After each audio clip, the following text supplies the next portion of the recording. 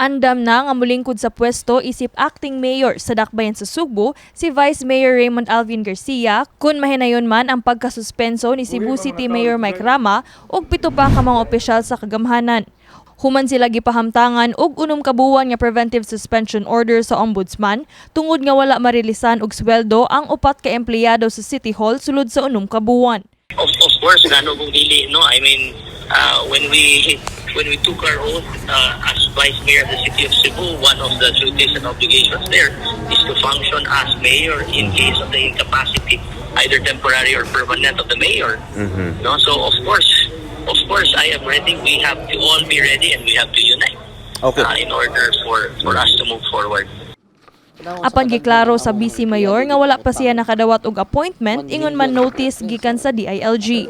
Gani ang DILG Cebu City wala pa sab nakadawat sa notice gikan sa ilang central office.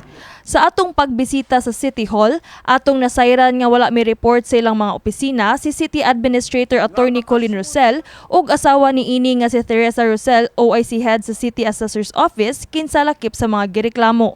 Apan gipahimug-atan sa City Administrator nga wala maapektuhi ang pagpanerbisyo sa kagamhanan sa syudad tungod sa mga isyu nga nipatimaw. So far, wala may affected. Continue ta sa ato ang mga trabaho nun, diha, no? So, dili na siya mahimong rason kay dili magyud sana siya rason. Kay kung wala na siya, wala ka na hibaw, so wala gyud na.